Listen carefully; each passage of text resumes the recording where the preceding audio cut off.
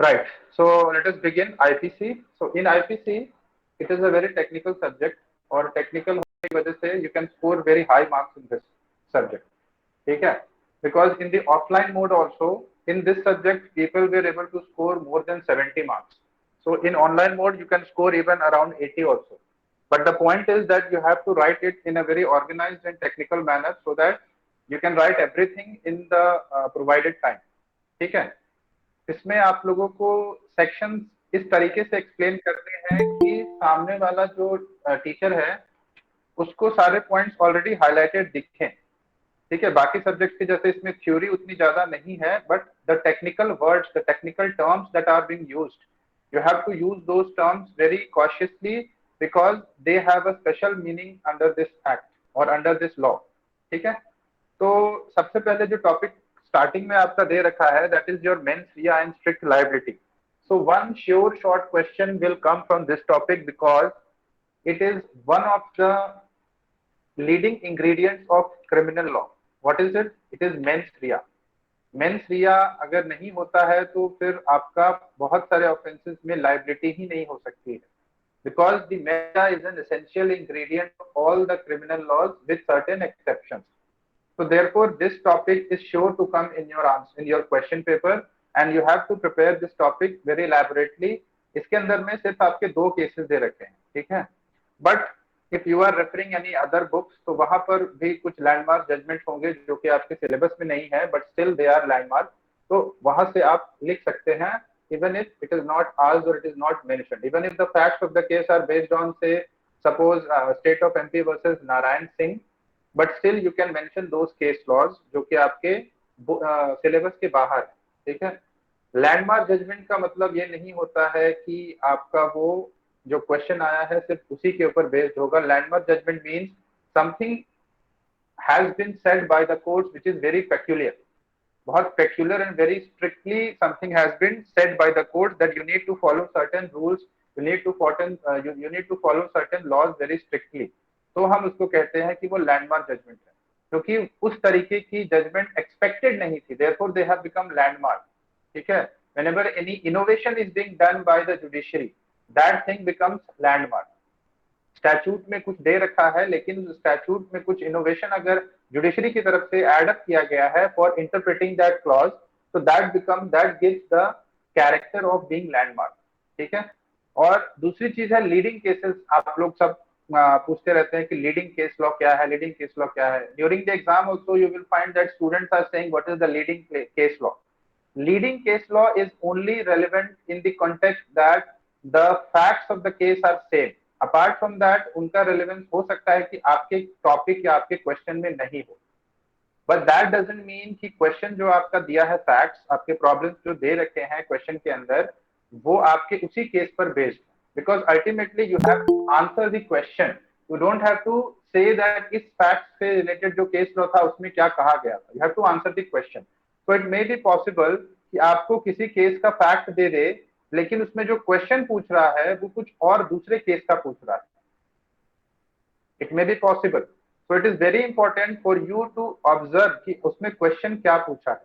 वैसे for example, अगर example आप यहाँ पर लेना चाहें, तो for example if suppose the question is based on strict liability और मेंस रिया, ठीक है, अब इसके अंदर में आपको कल्पेबल होमिसाइड का अगर क्वेश्चन पूछते, जैसे आपको फैक्ट्स वगैरह दे रखा है state of MP versus Narayan Singh का केस या फिर मेयर हंस जॉर्ज का केस, और इसके अंदर में अगर आपको थेफ्ट का या एक्सटॉर्शन का अगर क्वेश्चन पुट अप कर दे, तो you have to answer the question of theft and not of your strict liability, क्योंकि पूछा जो आपसे आप तो वही आंसर करिएगा ना।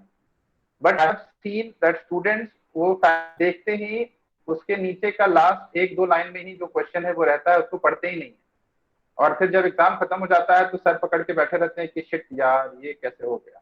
चलो कोई बात नहीं, मैथमेटिक्स थोड़ी है, ऐसा वो सोचते हैं, चलो कोई बात नहीं मैथमेटिक्स थोड़ी है, कुछ जो लिखा है उसमें 5-10 नंबर तो दे ही देगा टीचर, और ऐसा होता भी है, 5-10 नंबर दे देता है। लेकिन एग्जाम रूम से पहले जब आपको किसी ने बोला है कि ऐसा नहीं करिएगा, तो you must keep that in mind all through the exam. So therefore, my suggestion is that when you are attempting a question, then please read the entire question and try to find out that what it has asked.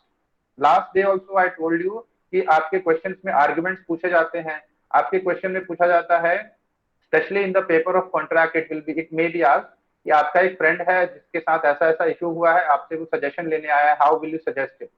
Now in that suggestion part you have to suggest him in the best possible way that his chances of winning are maximum.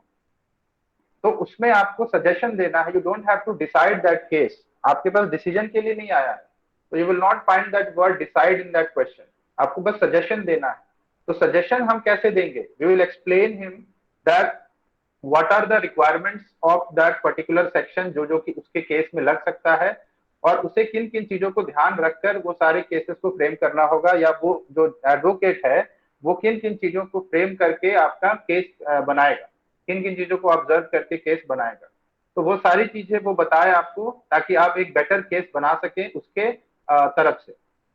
So this is very important कि you see the question, you read the question completely। सिर्फ पहला 3-4 line देखकर fact same हो गया तो मतलब जरूरी नहीं है कि क्वेश्चन भी सेम ही होगा, कुछ भी आपसे पूछा जा सकता है, specially in the online mode, because here the questions are very less. सिर्फ 4 क्वेश्चंस आपको करने हैं और वो भी 4 ऐसे हैं कि आपको प्रॉब्लम बेस्ड है। तो प्रॉब्लम बेस्ड तो कुछ भी हो सकता है ना, प्रॉब्लम बेस्ड में तो आपको सिर्फ पॉइंट से नहीं होता है, प्रॉब्लम बेस्ड में आपका 1-2 टॉपिक्स को मिलाकर भी पूछे जा सकते हैं। तो इसीलिए आपको वो सारी चीजें अपने आंसर में इंक्लूड करनी होंगी, ठीक है।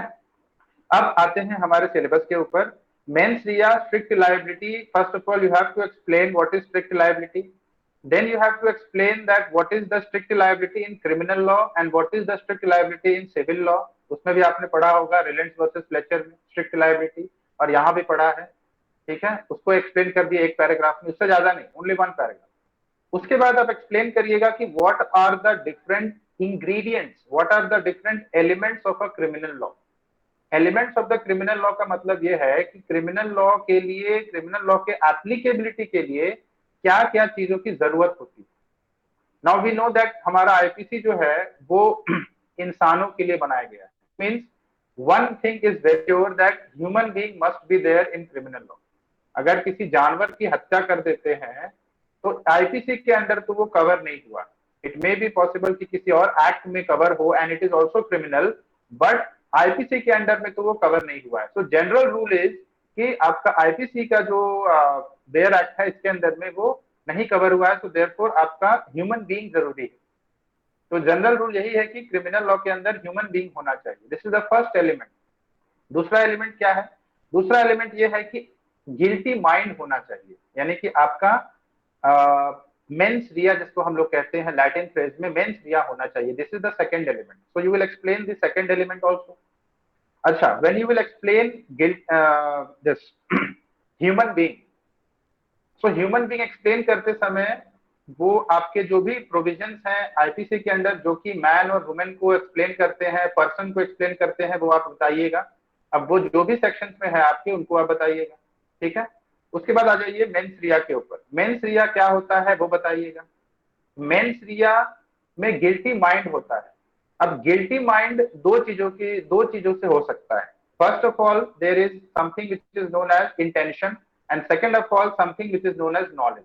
सो यू विल एक्सप्लेन इंटेंशन क्या होता है, नॉलेज क्या होता है। जब आप इंटेंशन और नॉलेज एक्सप्लेन करेंगे then you will also explain the difference between intention and knowledge, ठीक है। उसके बाद आप क्या एक्सप्लेन करेंगे that is there any term which is defined in IPC जो कि इंटेंशन की बात करता है। क्या कोई टर्म ऐसा है जो कि इंटेंशन की बात करता है, जो कि आपने पढ़ा हो? वैसे तो बहुत सारे हैं, but which you have studied. Can you recall any such term which relates to intention and is defined under IPC? Yes और no, please say. Can you recall it? So that's why I said it is very technical. Everything that you have to use in your answer must be somewhere or the other to be found in IPC itself. Intention. Intention is not there defined It is in in section IPC. 98 IPC. Common intention is defined. No, which section? Section 298. 298. 298 में intention defined है. है ना sir? Intention. Let me see where it is defined. 298 मैंने तो नहीं पढ़ा है। Let me see where it is. So common intention defined है। एक मिनट, इंटेंशन कहाँ डिफाइंड है? Can you please show? This is section 298। not explicitly but implicitly कह सकते हैं। No, I am talking about explicitly. Explicitly तो मैंने बोला ना, बहुत सारे सेंस में इंटरप्रिटेशन के थ्रू कोर्ट ने बताया है, but is there any explicit definition of intention?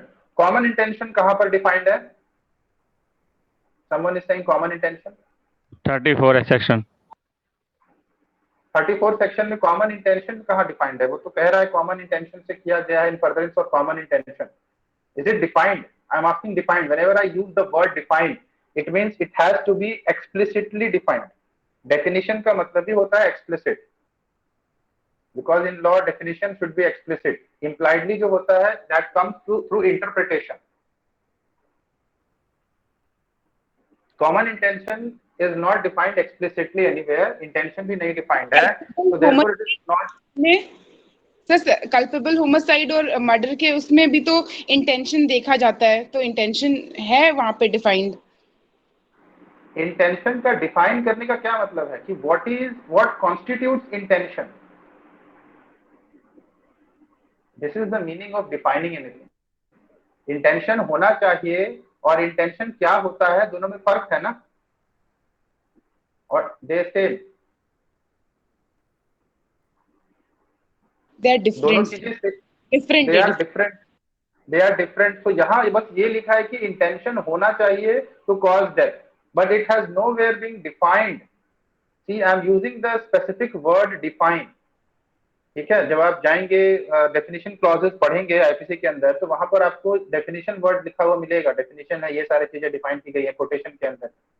But intention is nowhere defined, though it is used everywhere in IPC, but it is nowhere defined.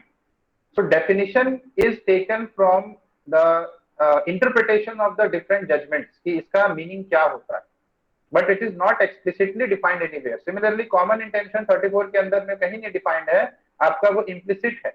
Implicit interpretation के through court ने clear किया है कि वो क्या क्या चीजें हो सकती है जो कि common intention डेवलप करेंगी। तो वो इंटरप्रिटेशन है, it is very open, it is very wide.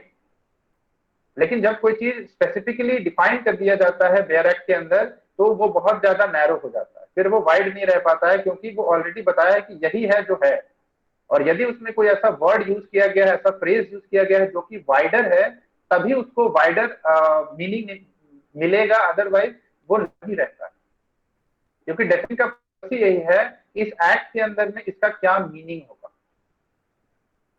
ठीक है, so what I was telling, हाँ, तो आपको यहाँ पर सबसे पहले बताना होगा फर्स्ट एलिमेंट में मैन और वुमेन और आपका ह्यूमन बीइंग अगर कहीं डिफाइंड है तो वो, या फिर आपका पर्सन अगर डिफाइंड है तो वो सारी चीजें आप लिखेंगे। उसके बाद दूसरे में mens Riya, that is guilty mind. तो गिल्टी माइंड के लिए कौन सा वर्ड है जो डिफाइंड है? आई वाज आस्किंग दैट, कौन सा वर्ड है? Dishonestly. Now see, there are so many words which are defined, but generally speaking एक वर्ड है जो कि आपका गिल्टी माइंड के लिए या मेंस रिया के लिए डिफाइन किया गया है, that is voluntarily। कौन से सेक्शन में?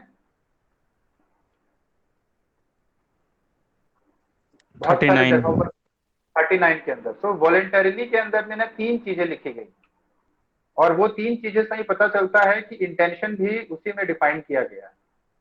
ठीक है, it is not explicitly defined but it is implicit. Section 39 एक बार देखते हैं क्या कहता है। सी, सेक्शन 39 में तीन चीजें बताया गया है कि a person is said to cause an effect voluntarily when he causes it by means whereby he intended to cause it। तो एक्सप्लिसिटली आपका डिफाइन नहीं किया गया है, लेकिन इम्प्लिसिटली डिफाइन किया गया है कि he is intending to cause it। So intention means that you are desiring to bring about, you are desiring to bring it about। ठीक है, so intended to cause it or by means which at the time of employing those means he knew। दूसरा चीज आपको यहां पर मिला knowledge। Even if you have knowledge about it, it means that you have caused it voluntarily। If you are intending to do it, if you are intending to cause it, it means you have done it voluntarily। and the third one is reason to believe. So you have to explain all these three words in your answer, and it is better that you prepare it beforehand, क्योंकि exam time नहीं सोच पाते हैं, तो prepare it beforehand. इसके छोटे छोटे 2-2, 3-3 line के पैराग्राफ बना लीजिए to explain that what is the meaning of intended to cause, what is the meaning of new मतलब knowledge, what is the meaning of reason to believe. तो ये सारे वर्ड्स आपके यहाँ पर वॉलेंटरीली के अंदर आ जाते हैं. ठीक है, तो ये आपका हो गया गिल्टी माइंड, जो कि आपका एलिमेंट है क्रिमिनल लॉ का, कोई भी क्राइम का एलिमेंट. तीसरा एलिमेंट क्या है? एक्टस रियस, यानी कि guilty act. Guilty act is nowhere defined. ठीक है, गिल्टी एक्ट जो है वो कहीं डिफाइन नहीं किया गया है, बस आपने कुछ किया है तो वो एक गिल्टी एक्ट तभी होगा जब वो ऑफेंस माना जाएगा. तो वहां पर आपको ऑफेंस बताना पड़ेगा. दैट ऑफेंस का मतलब क्या है? ऑफेंस आपका सेक्शन 40 में डिफाइन किया गया है, और फिर वहां पर आपको ये भी एक्सप्लेन करना पड़ेगा. एक लीगल मैक्सिम है कि nothing can be punishable unless it is an offence. किसी भी चीज के लिए आप किसी को पनिशमेंट नहीं दे सकते हैं जब तक कि वो ऑफेंस नहीं बनाया गया है. तो इसके लिए एक लैटिन फ्रेज भी आता है. Right now I am not able to recall that phrase, but you have to use that Latin phrase in your answer to justify your point कि जब तक कोई चीज स्टेट ने ऑफेंस नहीं बनाया है तब तक वो चीज आपकी ऑफेंस नहीं होगी. अब यहाँ पर आपको एक और चीज समझानी होगी कि there are two kinds of offences. One is mala prohibita and the second one is mala in se. ठीक है, आपने क्लासेस में सुना होगा ये वर्ड्स. क्या होता है इन वर्ड्स का मतलब? मैला प्रोहिबिटा एंड मैला इन से.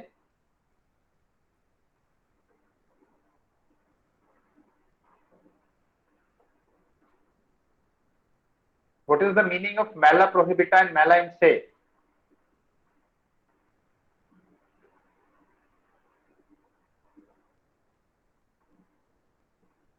अच्छा, tell me one thing, killing someone is mala prohibita or mala in se? Killing a human being is mala prohibita or mala in se? Mala prohibita. No, killing someone is mala in se. There are offenses in this world which is crime in itself. मतलब they are naturally declared as crime. तो वो सारे आपके मैला इनसे होते हैं. ठीक है, मैला इनसे का क्या मतलब होता है? मैला क्या सर, ये कहाँ पे लिखा है केस में?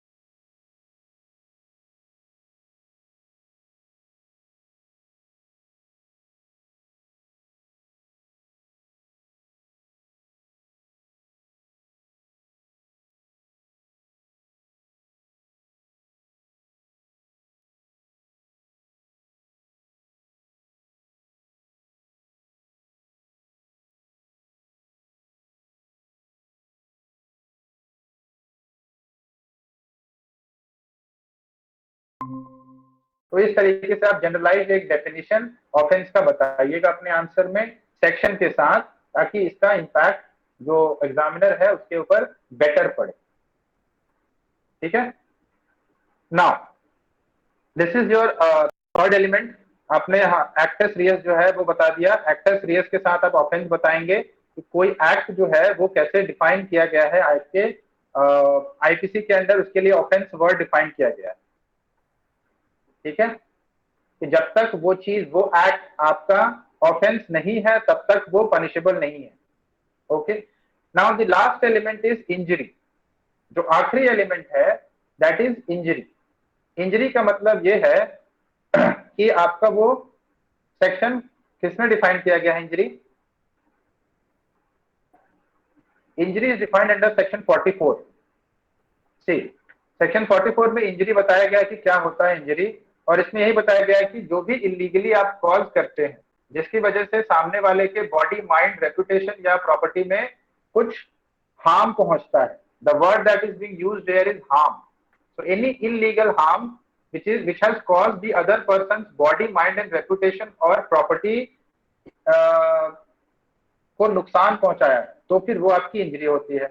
इसीलिए इलीगल को डिफाइन किया गया है इससे जस्ट पहले वाले सेक्शन में 43 के अंदर कि इलीगली का क्या मतलब होता है। अगर आप चाहें तो इसको भी एक्सप्लेन कर सकते हैं अपने आंसर में, क्योंकि देखिए आपका ये जो टॉपिक है ना मेंस रिया वाला, इस टॉपिक के अंदर में आपको जो केस लॉज हैं उनके अलावा काफी कम चीजें हैं जो कि मिलेंगी, बट आंसर का कंटेंट क्रिएट करने के लिए you have to start from the very scratch. Beginning से स्टार्ट करना पड़ेगा, तभी जाकर आपका आंसर कंप्लीट हो पाएगा, मतलब एक कंप्लीट आंसर जिसको कहते हैं ना। दो आई अंडरस्टैंड कि during exam it is not possible, इसीलिए आई वुड सजेस्ट कि आप पहले से ही प्रिपेयर करके रखिए नोट्स, ताकि एग्जाम में वो आपके हैंडी हो जाएंगे। ठीक है, तो ये आपके 4 एलिमेंट्स हैं जिनको आप एक्सप्लेन करेंगे by the help of your bare act itself and what does it mean. जहां पर बेयर एक्ट में नहीं दिया है वहां पर you will use the interpretation of the codes. अब मेंस रिया जो है वो आपको एक्सप्लिसिटली नहीं डिफाइन किया गया है, so there you will use the interpretation of the codes कि मेंस रिया का मतलब क्या होता है। ठीक है, तो मेंस रिया के मतलब के लिए ही आपका सबसे पहले तो ये मैक्सिम जो है क्रिमिनल लॉ का बहुत ही इंपॉर्टेंट मैक्सिम है। This maxim you have to explain, इस मैक्सिम का क्या मतलब है। इस मैक्सिम के लिए आपका एक बहुत ही इंपॉर्टेंट केस है जो कि आप इस टॉपिक के अंदर में लिख सकते हैं, मतलब मेंस रिया को एक्सप्लेन करने के लिए, जो कि आपका है पालिनी गाउडन वाला जो केस है, that is given in another topic, but as I told you कि सारे टॉपिक्स रिलेटेड हैं। तो पालिनी गाउडन के केस में आपका ये चीज क्लियर किया था 1919 के अंदर कि mens Riya is an essential ingredient. ठीक है, तो इसीलिए इस केस को आप लिख सकते हैं इस टॉपिक के अंदर, to explain that what is the meaning of mens रिया।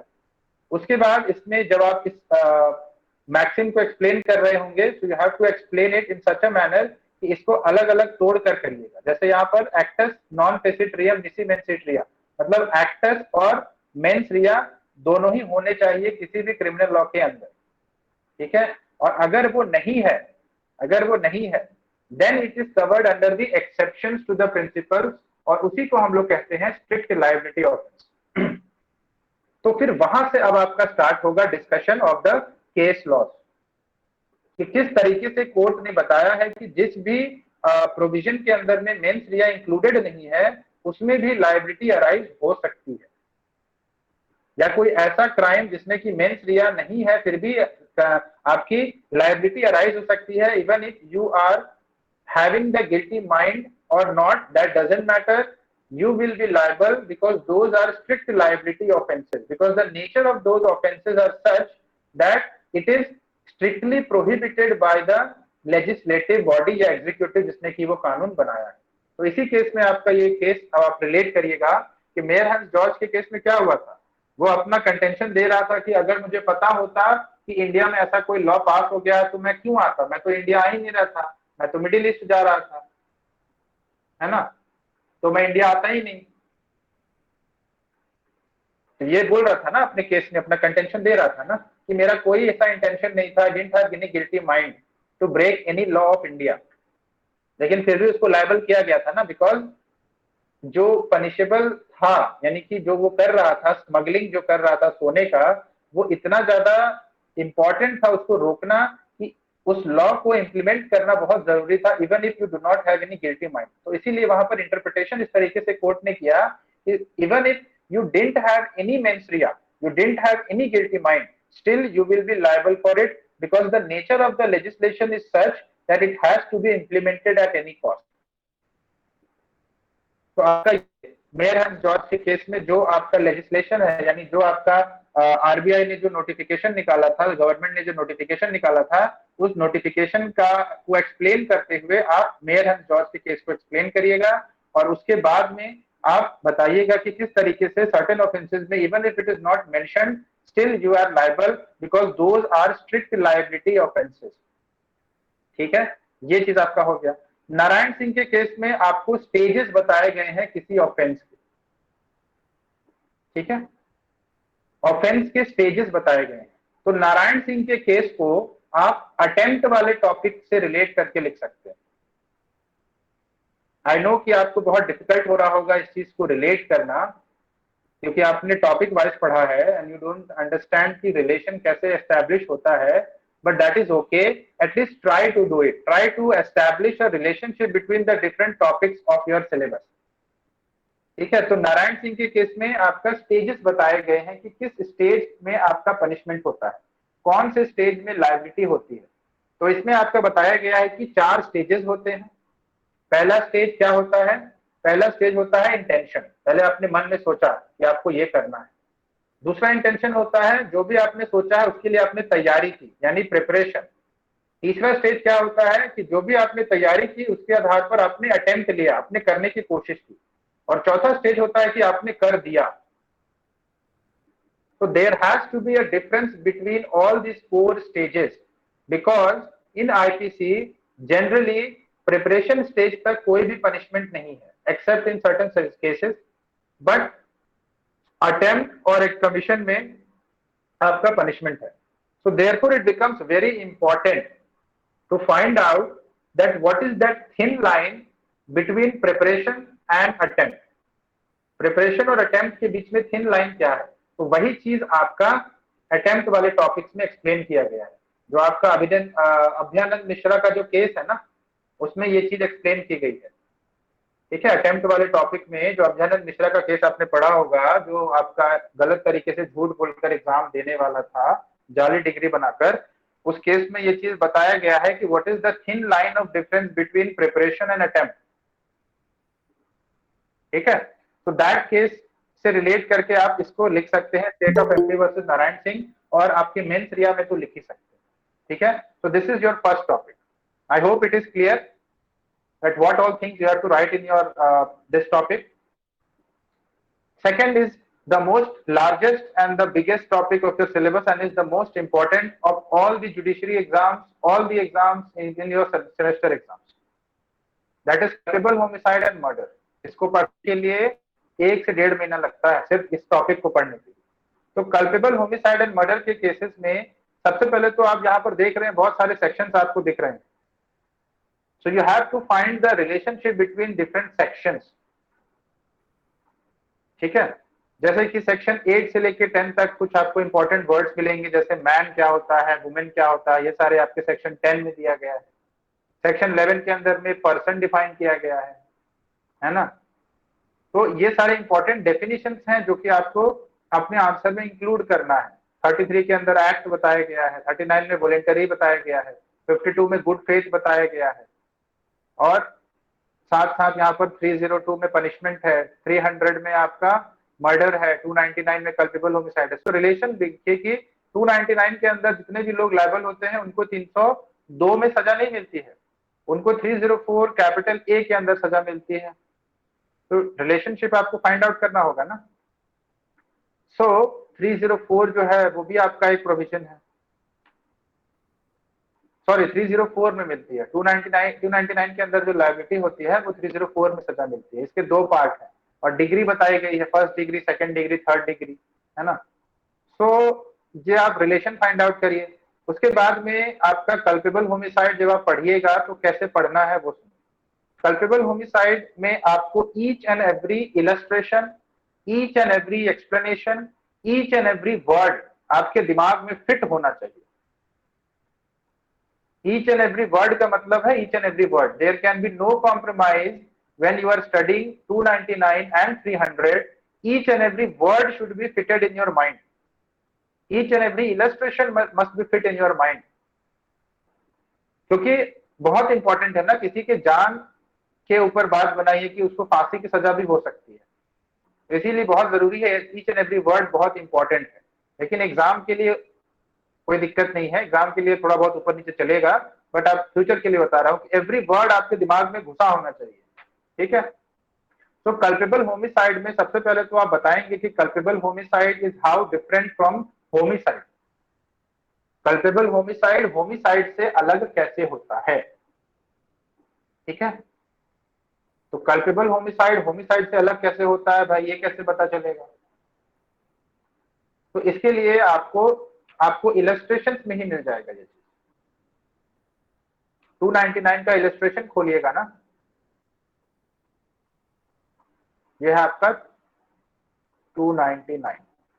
ठीक, 299 का इलस्ट्रेशन में देखिए क्या लिखा है यहाँ पर, A knows Z to be behind the bush, B does not know it.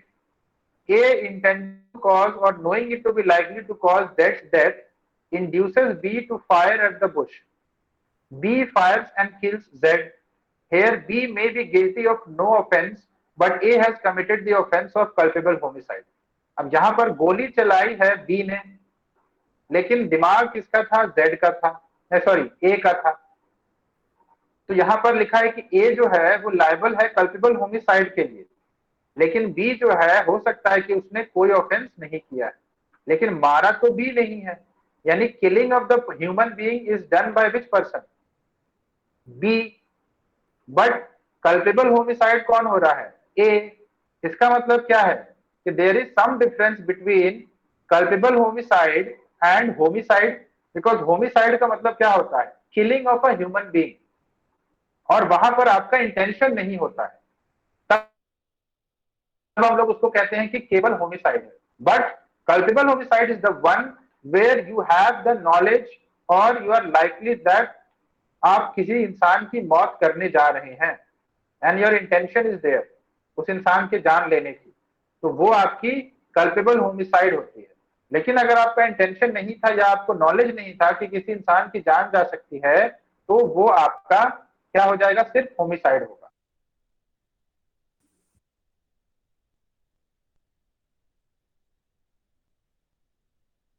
मान लीजिए कि आपने किसी को मारा है in by doing your public duty, जैसे एनकाउंटर किया है, तो वो भी आपका होमिसाइड होगा, वो भी कल्पेबल होमिसाइड नहीं होगा। क्योंकि अगर वो कल्पेबल होमिसाइड हो जाता है, तब उस पर्सन को जिसने मारा है पनिशमेंट मिलना ही मिलना है, he can not escape it. So therefore you have to be very judicious in declaring a person culpable homicide or whether he has committed homicide. तो आपको डिफरेंस बताना होगा कि होमिसाइड और कल्पेबल होमिसाइड में क्या फर्क होता है।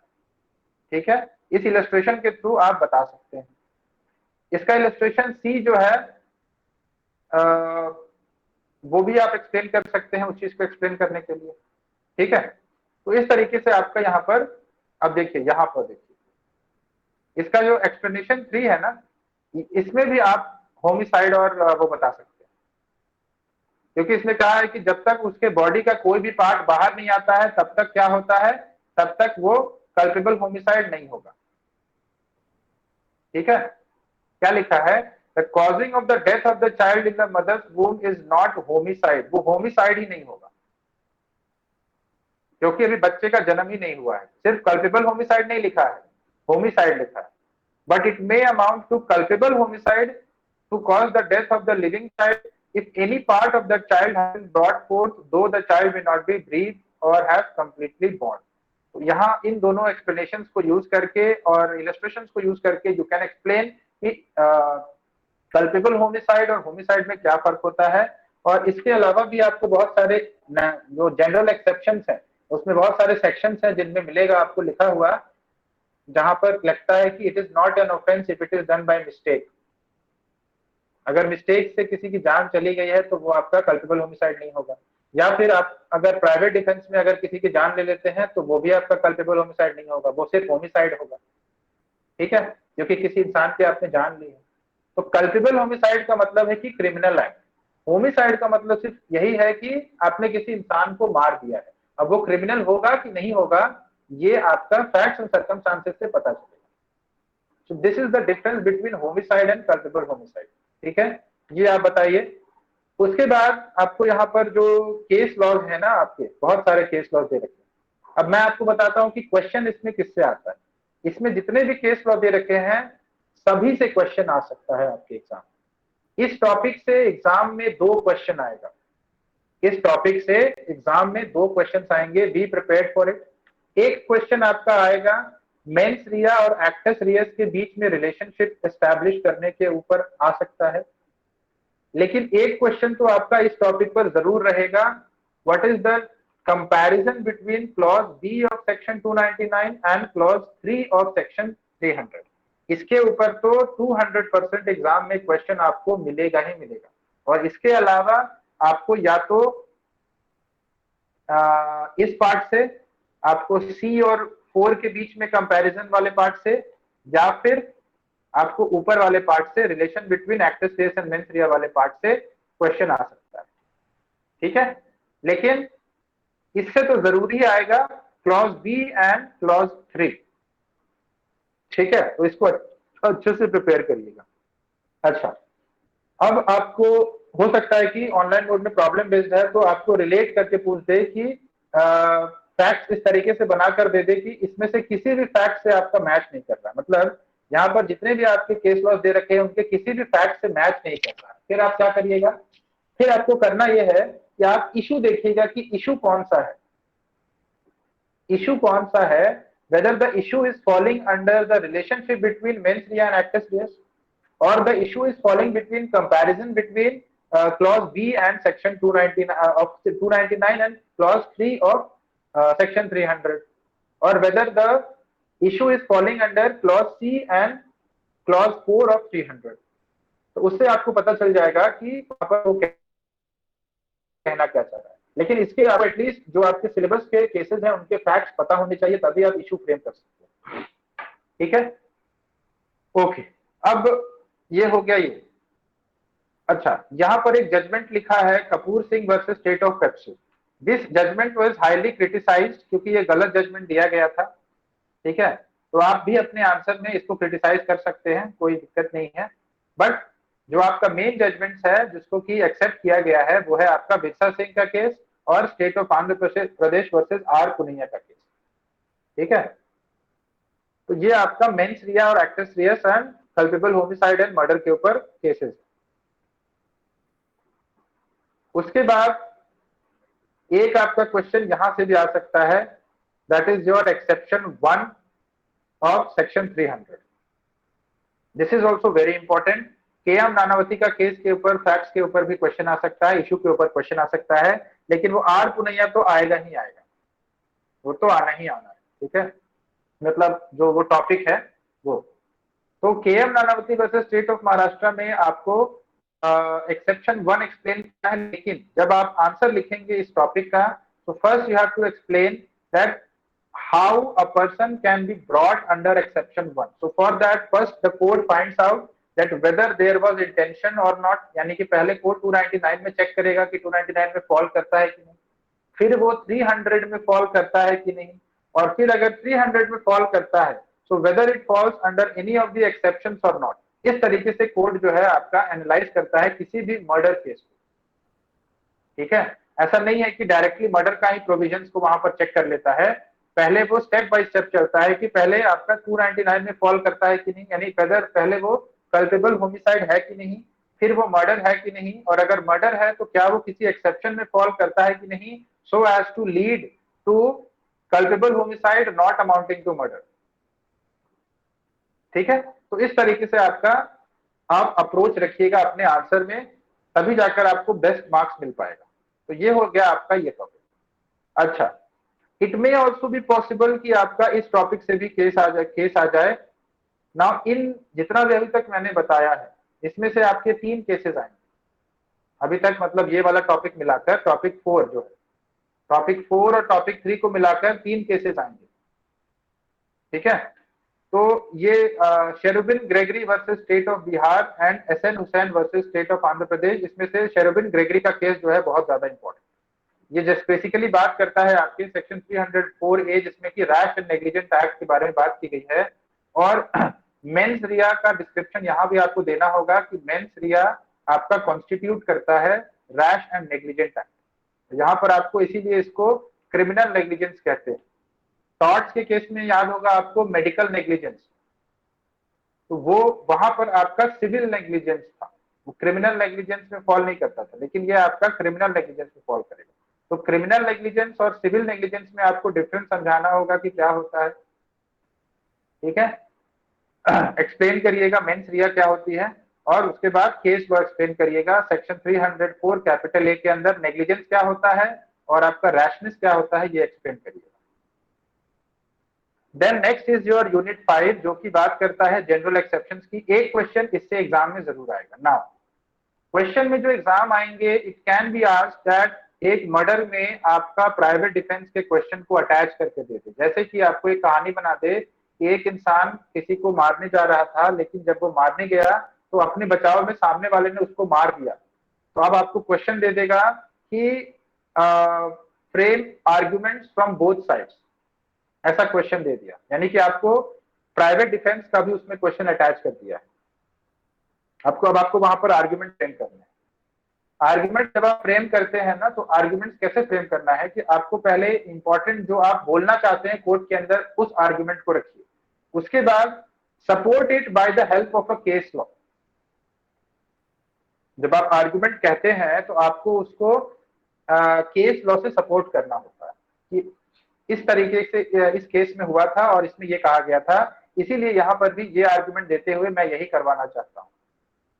सो this is the way to frame an argument. इसीलिए आप देखेंगे कि जो भी जजमेंट्स आपके हैं उसमें आपके जो आपके काउंसिल है उन्होंने कोट किया है कि उस केस में आपका इस तरीके से जजमेंट आया था, इसीलिए माय लॉर्ड यहाँ पर भी इसी तरीके के डिसीजन मिलना चाहिए। तो दैट इज द सपोर्ट। जो पिटीशन वो लोग फाइल करते हैं ना, उस पिटीशन में आर्ग्यूमेंट्स के साथ आपका केस लॉ अटैच करता है। This is the way to frame arguments. Unless and until your argument is so strong that it can convince the judge, you have to always support your argument with a case law interpretation या case law observation, जो कि ratio होती है ना, जो binding होती है, उससे आपको सपोर्ट करना होता है। तो प्राइवेट डिफेंस के केसेस से भी रिलेट करके पूछ सकता है आपका मर्डर वाला टॉपिक, ठीक है। इसको अच्छे से आप लोग दिमाग में रखिएगा और अकॉर्डिंगली आपको इसको पढ़ाई करिएगा। कहानी बनाइए ना, फ्रेम योर ओन स्टोरीज। कि रास्ता चल रहे हैं, अचानक से कोई आ गया आपके पास चाकू लेकर, बोला सारा पैसा निकालो। अब आप क्या किए कि आपने उसका ध्यान भटकाने के लिए अपना मोबाइल फोन उसके मुंह पर मारा और इतने देर में आपने जो आपके पास पेंसिल था उससे आपने उसके पेट में घुसा दिया।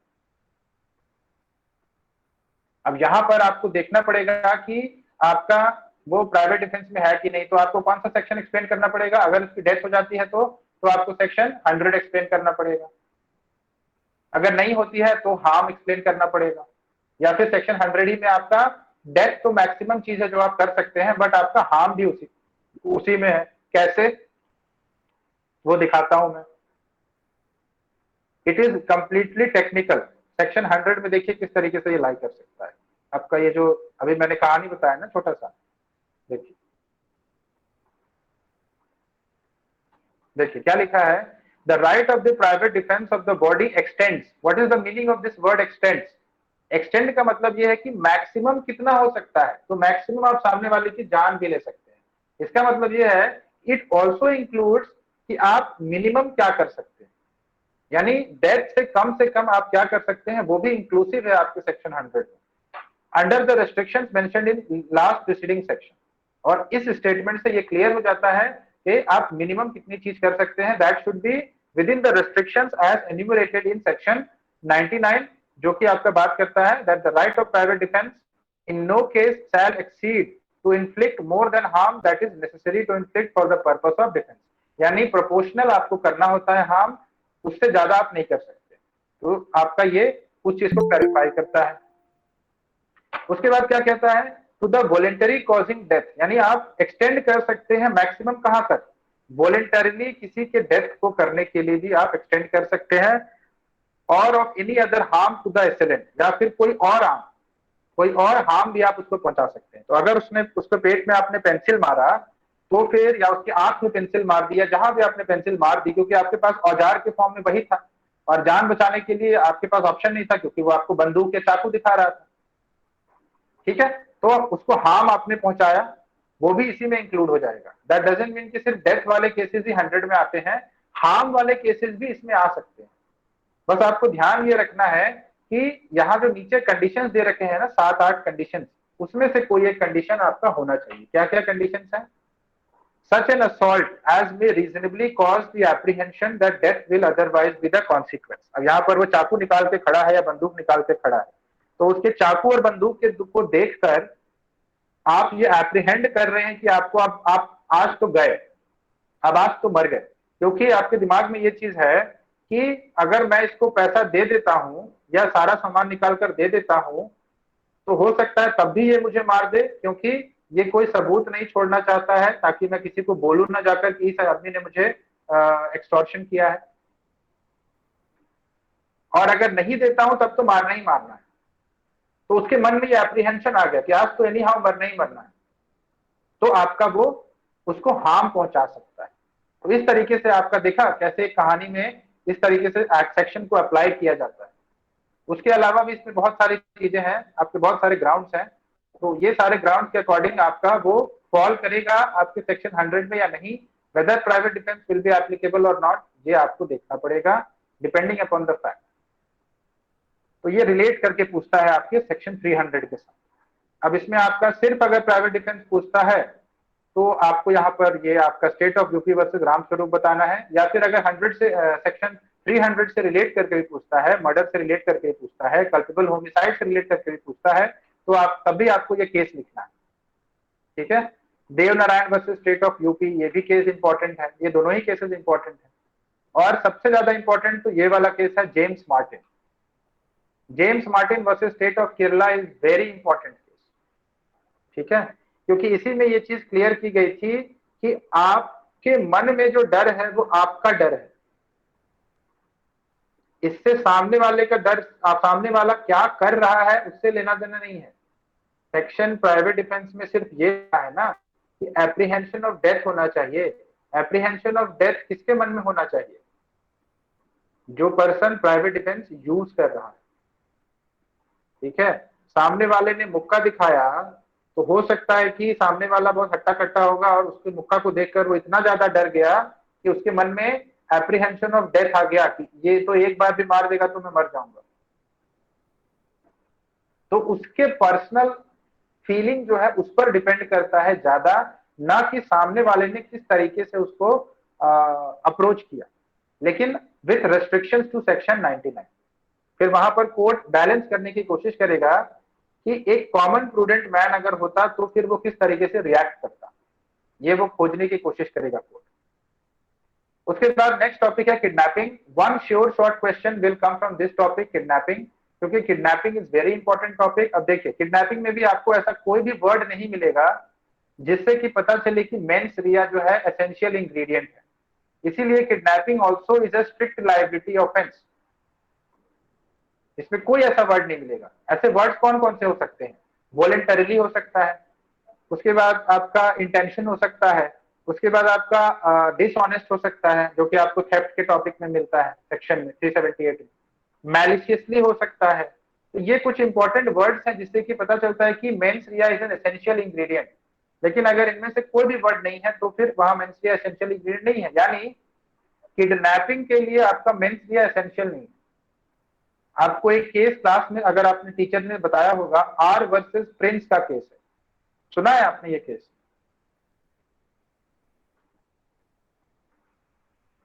Have you heard this case R versus Prince?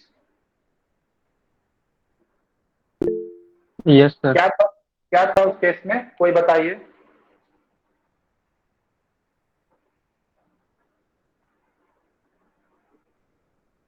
क्या था उस केस में? Anyone please tell? I just want to know whether you know it right or not. Sir वो लड़की दिखती थी ज्यादा उम्र की, वो जो लड़के को लगा ज्यादा उम्र की, लेकिन वो थी नहीं उतने उम्र की, 16 साल से ज्यादा। कोर्ट ने क्या किया? सर उसको लेके गया था वो लड़का। तो कोर्ट ने क्या बोला?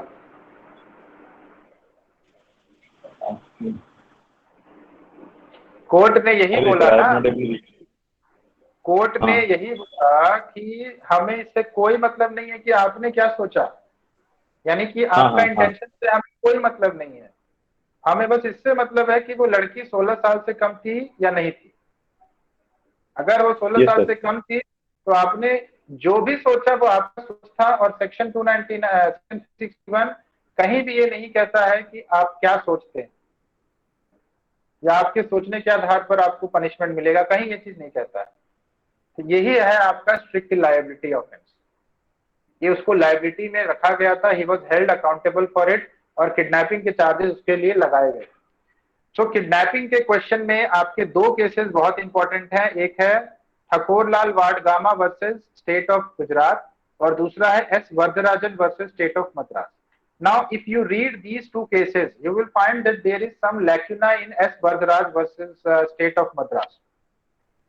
इसमें कुछ छूट है, कुछ चूक है जो कि कोर्ट ने किया है। तो आप अपने आंसर में उस चूक को रेक्टिफाई कर सकते हैं बाय मेंशनिंग ठकोरलाल वाडगामा का केस, क्योंकि कोर्ट ने यहाँ पर आपका जो टेकिंग देखा, मतलब वो यहाँ पर ये देखा कि ये लड़की जो थी ये खुद से गई थी, तो टेकिंग नहीं हुई है। लेकिन व्हाट अबाउट एंटाइसमेंट, एंटाइसमेंट के ऊपर कोर्ट ने वरदराजन के केस में कोई बात ही नहीं किया है।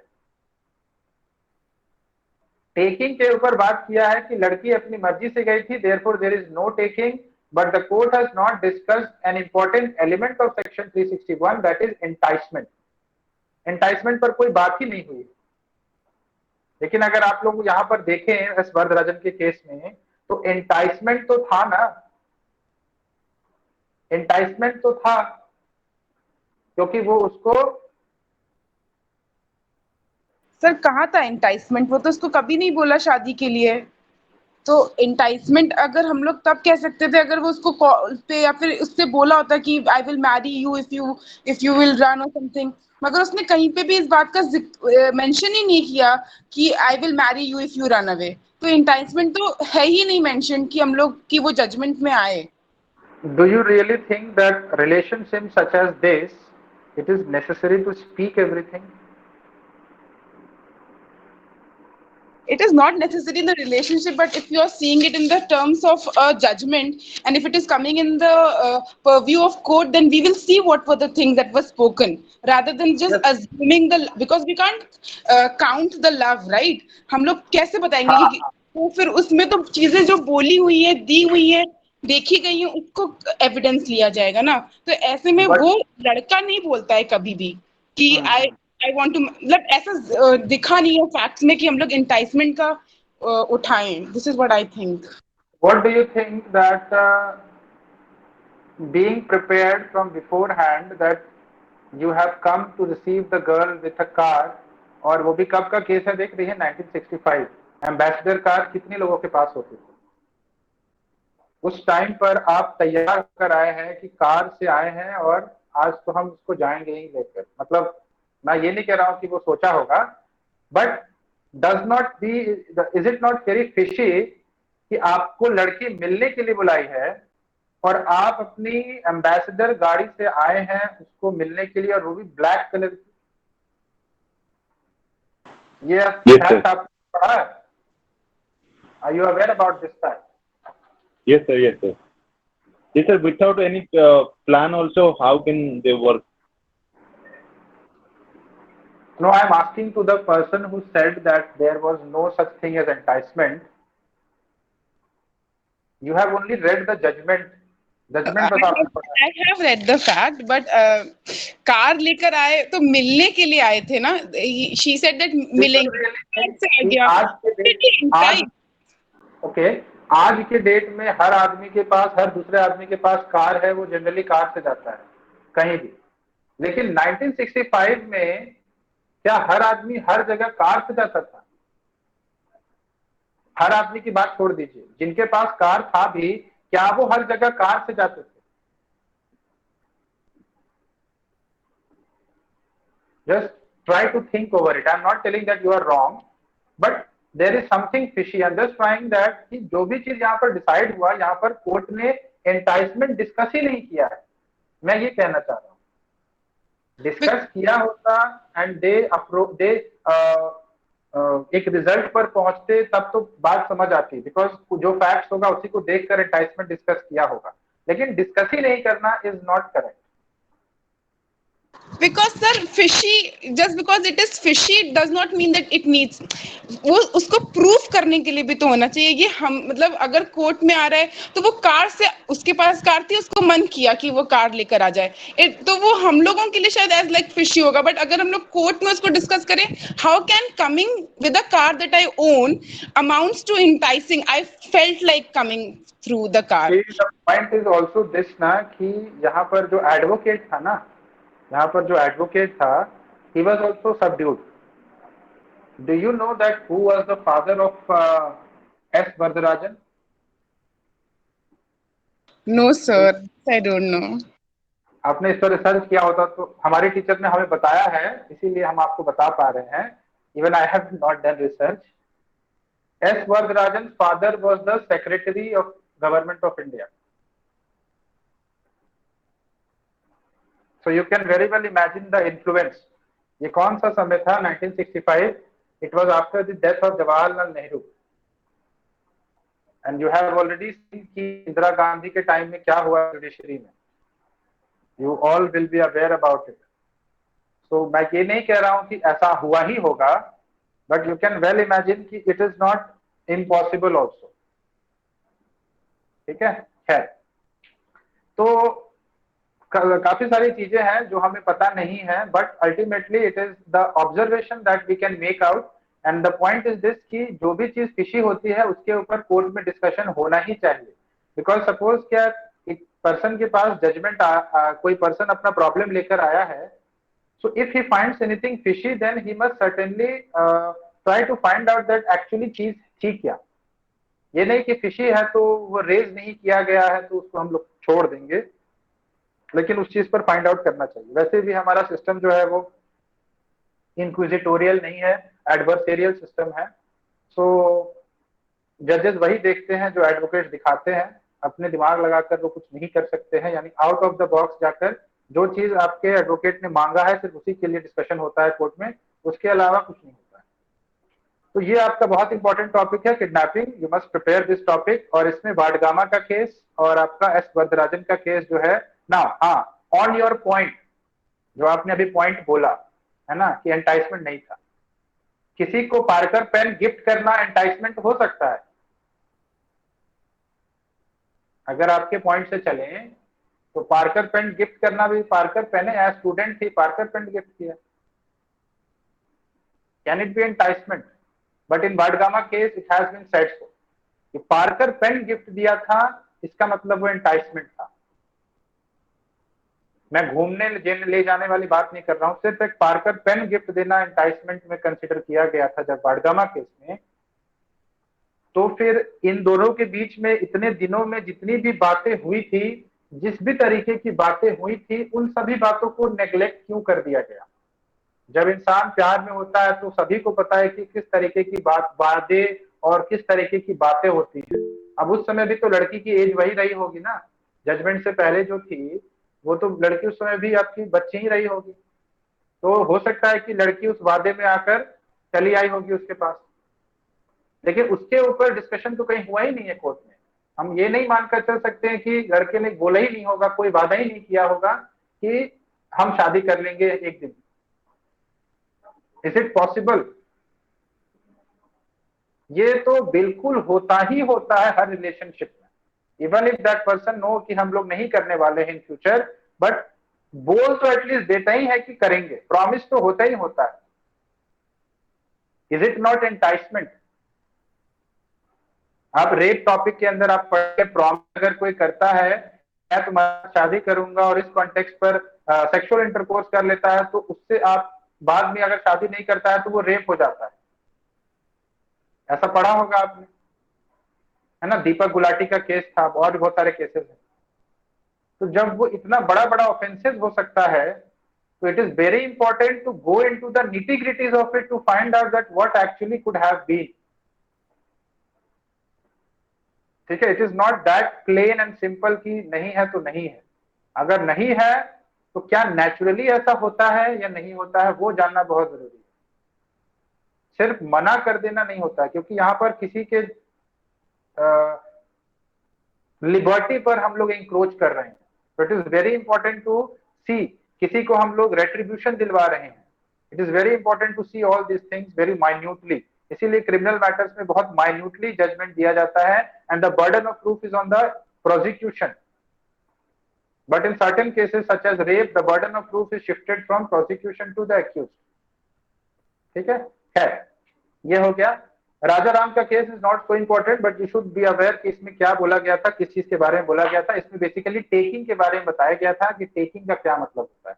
So whenever you are explaining these words from kidnapping, तो ये सारे एलिमेंट्स आप बताएंगे पहले, आपके सेक्शन 361 के क्या क्या एलिमेंट्स हैं, और उन एलिमेंट्स को बताकर फिर एक एक वर्ड का क्या मीनिंग निकल कर आया था जो कि कोर्ट ने इंटरप्रेट किया था, वो बताएंगे कि किस तरीके से कोर्ट ने बोला था कि पार्कर पेन देना एक इंटाइसमेंट है, घूमने ले जाना एक इंटाइसमेंट है, जो भी चीजें वो कर रहा था उसके लिए वो इंटाइसमेंट था, है ना।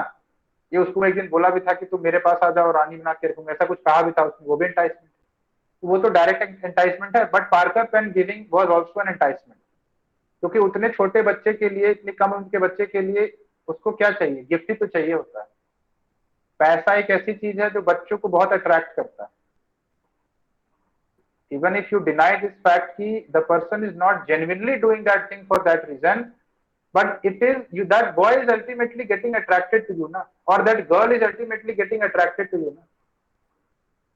So how can you prove कि it is very difficult to prove कि उस पैसे की वजह से वो नहीं अट्रैक्ट हो रहा है। इट इज वेरी डिफिकल्ट, ठीक है, इसीलिए बहुत पेचीदा होते हैं मामले। ठीक, उसके बाद एक क्वेश्चन आपका सेक्सुअल ऑफेंसेस से आएगा। सेक्सुअल ऑफेंसेस के केसेस में ये जो गुरमीत सिंह का केस है ना, दिस इज वेरी इंपॉर्टेंट, इसको अच्छे से प्रिपेयर करिएगा। और उसके बाद में ये तुकाराम का केस जो है ये बहुत इंपॉर्टेंट है। हालांकि इस केस, ये जो तुकाराम का केस है, इसको हाईली क्रिटिसाइज किया गया था, क्योंकि इसमें कोर्ट ने बोला था कि just because the girl did not fight back, लड़की ने फाइट बैक नहीं किया था मथुरा ने, इसी वजह से वो कंसेंट दे दी थी, ऐसा माना था कोर्ट।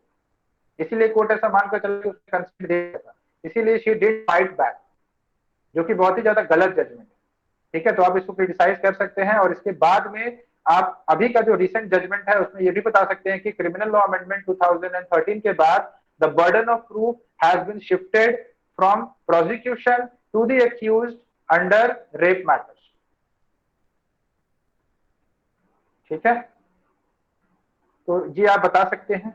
उसके बाद 2013 अमेंडमेंट के बाद में आपका मेजर चेंजेस आया था रेप के प्रोविजंस में। उससे पहले रेप का प्रोविजन कुछ और था, that also you can discuss, वो भी इसमें आप डिस्कस कर सकते हैं। बहुत सारी चीजें हैं इसमें, लेकिन ये गुरमीत सिंह का केस जो है ना बहुत इंपॉर्टेंट है। Okay, then next comes your joint liability and group liability. अब ये जॉइंट लायबिलिटी का क्वेश्चन आपके थेफ्ट से अटैच होकर, एक्सटॉर्शन से अटैच होकर, या मर्डर और कल्पेबल होमिसाइड से अटैच होकर पूछा जा सकता है। इंडिविजुअली ये क्वेश्चन नहीं आएगा, ये आपको रिलेट करके पूछेगा आपके ऊपर जो टॉपिक्स आपने पढ़े हैं, थेफ्ट से या एक्सटॉर्शन से या मर्डर और कल्पेबल होमिसाइड से या किडनैपिंग से भी हो सकता है। ठीक है, तो जॉइंट लायबिलिटी का टॉपिक आप इस कॉन्टेक्स्ट में प्रिपेयर करिएगा। इसमें सेक्शन 34 में कॉमन इंटेंशन की बात की गई है, सेक्शन 149 में कॉमन ऑब्जेक्ट की बात की गई है, वो आप एक्सप्लेन करिएगा कि उसका मतलब क्या होता है। Then you will explain the difference between common intention, same intention and similar intention. तीनों में डिफरेंस बताइएगा। आपको नहीं अगर पता है ये चीज कि तीनों अलग अलग होते हैं, देन फाइंड इट, क्या डिफरेंस है तीनों में, because all this three are not same. ठीक है, उसके बाद में Suresh versus state of UP का केस बहुत जरूरी है, और ये Mizaji versus state of UP का केस भी इक्वली इंपॉर्टेंट है। ये दोनों केस बहुत जरूरी है, इनको अच्छे से प्रिपेयर कर लीजिएगा। ठीक है, मैना सिंह के ऊपर भी क्वेश्चन आया है एक दो बार, बट ये जो ऊपर के जो दो केसेस है they are more comparatively important. Facts याद रखिएगा मैना सिंह का, सो दैट आप इशू जो फ्रेम करेंगे वो आसानी से फ्रेम हो जाएगा। And last but not the least आपका अटेम्प्ट टॉपिक है। अटेम्प्ट से जो क्वेश्चन आता है वो आपका सेपरेट होता है, but as I told you it can be asked in relation to your first topic, जिसमें कि आपका state of MP versus Narayan Singh का केस से रिलेट करके वो पूछ सकता है। ठीक है, तो सेक्शन 511 जो है वो बात करता है जनरल अटेम्प्ट्स की, और बाकी जो है आपका उससे नहीं है। लेकिन यहाँ पर एक इंपॉर्टेंट सेक्शन है 309। Can anyone tell me what is 309? Attempt to suicide. Attempt to suicide. इसके ऊपर आपका एक पूरा का पूरा क्वेश्चन आ सकता है, but I don't think so कि आएगा, क्योंकि टीचर्स ने इसको इतना ज्यादा डिटेल में पढ़ाते नहीं है क्लास में। So constitutional validity of attempt to suicide का जो केस था ना, ये वाला केस है Gian Kaur versus state of Punjab. इसमें पहले तो कोर्ट ने इसको अनकॉन्स्टिट्यूशनल डिक्लेयर कर दिया था, और फिर वापस से इस केस में उसको कॉन्स्टिट्यूशनल डिक्लेयर किया था 1996 में, Gian Kaur versus state of Punjab. ठीक है कि अगर आपको किसी को लाइफ देने का अधिकार नहीं है, तो वो actually right to life includes right to die also. इस बात पर अनकॉन्स्टिट्यूशनल डिक्लेयर किया गया था आपका सुसाइड वाला।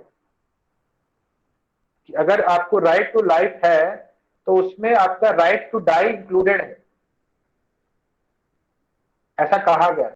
लेकिन उसको Gian Kaur versus state of Punjab के केस में अनकॉन्स्टिट्यूशनल डिक्लेयर कर दिया, मतलब वापस से उसको रिस्टोर कर दिया गया। तो ये केस आपका उसी से रिलेटेड है, 309 से। बाकी इसमें इंपॉर्टेंट केस की अगर बात करें तो Abhyanand Mishra versus state of Bihar, इसमें आपको स्टेजेस ऑफ योर क्राइम के बारे में बताया गया था, और Om Prakash versus state of Punjab में ओमिशन क्या होता है वो बताया गया था। जैसे आपने पढ़ा होगा सेक्शन 33 के अंदर कि act includes series of acts और omission includes series of omission, 33 के अंदर बताया है। तो इसमें आपकी बीवी को बंद कमरे में बहुत दिन तक बिना खाना पीना दिए रखा था, और फिर फाइनली वो घर से भाग निकली, तो यहाँ पर उसके ऊपर अटेम्प्ट टू मर्डर का चार्ज लगा था, क्योंकि वो जो कर रहा था उससे उसकी मौत हो सकती थी। ठीक है। उसके बाद Mohammad state of Maharashtra versus Mohammad Yakub का केस जो था, ये भी बहुत जरूरी है। ये वाला केस और अभ्यानंद मिश्रा, इन दोनों को एक साथ लिखिएगा।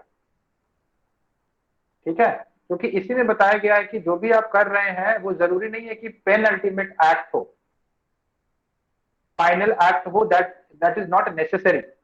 अगर आपने उसको स्टार्ट भी कर दिया है करना, जैसे कि आपके मोहम्मद याकूब के केस में क्या था कि ये लोग स्मगलिंग कर रहे थे किसी चीज का, तो ये जो भी स्मगल कर रहे थे अभी वो शोर पर ही था, इसको अभी तक इन्होंने शिप पर लोड नहीं किया था। तो इनका ये कंटेंशन था कि अभी तो हम बस प्रिपरेशन कर रहे हैं, अभी हमने शिप पर लोड नहीं किया है। तो कोर्ट ने देखा कि लोड कर दोगे तब तो एग्जीक्यूशन हो जाएगा, अटेम्प्ट थोड़ी रहेगा फिर। तो इसीलिए आपने जो वहां तक शोर तक ले आए हैं ना, वही आपका अटेम्प्ट है, इसीलिए उनको लायबल किया था। और उसी तरीके से Abhyanand Mishra versus state of Bihar के केस में भी सेम ही चीज हुआ था। उसमें भी कोर्ट ने कहा था कि आपने एग्जाम दिया नहीं है, इसका मतलब ये थोड़ी है कि आपने अटेम्प्ट नहीं किया, आपको एडमिट कार्ड मिल गया है। एग्जाम देने का मतलब ये है कि अब वो एग्जीक्यूशन हो गया, it is not know more attempt. Attempt का मतलब है कि अभी तक आपको एडमिट कार्ड भी नहीं मिला होता, तब आप कह सकते थे कि अब तो मैं अटेम्प्ट भी नहीं ले सकता हूं। लेकिन एडमिट कार्ड मिल गया मतलब आपने अटेम्प्ट कर दिया है ऑफेंस का, तो आपका सेक्शन 421 के अंदर में उनको लायबल किया गया। So this is your whole syllabus. एक इंपॉर्टेंट टॉपिक और बच रहा है, दैट इज योर थेफ्ट, जिससे टॉपिक एक क्वेश्चन आता है सेक्शन 378 के इंग्रेडिएंट्स बताने से रिलेशन में। इसमें इंपॉर्टेंट सेक्शन जो आप एक्सप्लेन करिएगा 378 के अलावा, वो है आपका सेक्शन 24 जो कि डिसऑनेस्टली की बात करता है, सेक्शन 23 जो कि रॉन्गफुल लॉस और रॉन्गफुल गेन की बात करता है, सेक्शन 22 जो कि मूवेबल प्रॉपर्टी की बात करता है, और सेक्शन 27 जो कि पोजेशन की बात करता है। तो ये 4 सेक्शंस आप अपने आंसर में लिखिएगा। सेक्शन थेफ्ट वाला जो टॉपिक है ना, इसको प्रिपेयर करने के लिए आई वुड सजेस्ट यू कि जितने भी इलस्ट्रेशन हैं इसके सारे इलस्ट्रेशन पढ़ लीजिएगा, क्योंकि क्वेश्चन इलस्ट्रेशन पर ही आता है, जितने भी इलस्ट्रेशन। ठीक है, particularly illustration H, illustration M, illustration N, illustration P, ये बहुत इंपॉर्टेंट इलस्ट्रेशन है, इनको अच्छे से पढ़ लीजिएगा। ठीक है, केसेस की बात करें इसके अंदर तो इंपॉर्टेंट केसेस में आपका है प्यारेलाल भार्गव का केस, बहुत जरूरी है। उसके बाद आपका ये यहाँ पर केसेस दे नहीं रखे हैं, वैसे तो बहुत सारे केसेस है इसके अंदर। जादू नंदन सिंह वर्सेस एम्पायर, ये भी केस है। बाकी ये 2 केसेस आपके एक्सटॉर्शन के ऊपर, you can leave those. Pyarelal Bhargava case बहुत जरूरी है। क्रिमिनल अप्रोप्रिएशन मिस अप्रोप्रिएशन से रिलेट करके आपको एग्जाम में क्वेश्चन पूछ सकता है, थेफ्ट को क्रिमिनल मिस अप्रोप्रिएशन से रिलेट करके पूछ सकता है। तो उसके लिए आपका जय किशन दास मनोहर दास वर्सेस स्टेट ऑफ बॉम्बे, इसको प्रिपेयर करिएगा। और इसको प्रिपेयर करने के बाद में आप सेक्शन 403 के एलिमेंट्स को बताइएगा और इलस्ट्रेशन के साथ बताइएगा, ठीक है। बाकी इसमें और देखने की जरूरत नहीं है। तो इतना आपका इंपॉर्टेंट टॉपिक्स है, इन सारे टॉपिक्स को अच्छे से प्रिपेयर करिए। जब आपका फैमिली लॉ में बता दूंगा कल, उसके बाद में I will tell you that how to write answer. मैं आपको एक आंसर लिखकर बता दूंगा कि कैसे आप अपने आंसर को फ्रेम करिएगा। So tomorrow we will discuss family law का syllabus, but for today that is all. I hope that this session